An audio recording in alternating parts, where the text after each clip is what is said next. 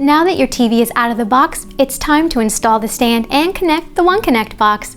Here is what you'll need to install the stand: the stand base, stand mount, and the 8 provided screws, and a Phillips head screwdriver.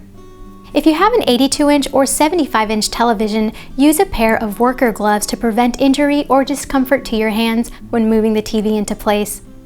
Take the stand mount and slide the tabs into the slots on the back of the TV and push up. Using 4 of the screws, securely attach the mount. Since the stand for this TV model is a bit heavy, you will need to perform the rest of the stand installation on the floor.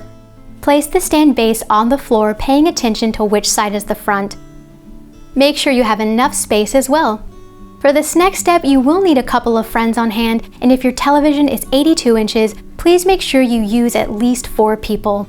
So now, with the help of your friends, move your TV over to the stand base. When the stand mount is aligned with the slots of the base, gently place the TV down. Then secure the stand mount to the base using the other 4 screws.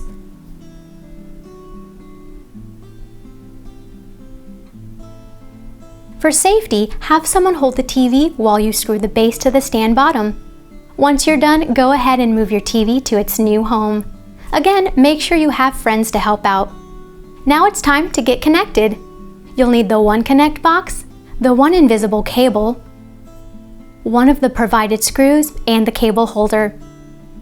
To prevent damaging the cable, handle it with care and don't bend it at a 90-degree angle or crush it.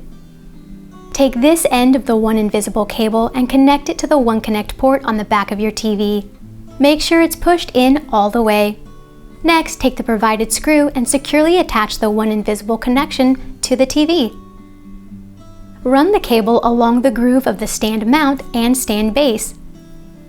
Next step, connecting the OneConnect box. Take the other end of the one invisible connection and with the OneConnect icon facing up, plug it into the OneConnect box. Use the cable holder to secure the cable in place. Just peel off the paper backing and place it on the OneConnect box. Then run the cable through the holder. To prevent damaging the cable, you can use the bending cover to keep the one invisible connection cable from being bent at a 90-degree angle. Also, try arranging the remaining cable in a 4-inch circle like this. Now make all other connections for your cable box, Blu-ray player, and other devices. After all connections are made, plug in the power cable. At this time, you can safely remove the protective pads that are along the front TV display.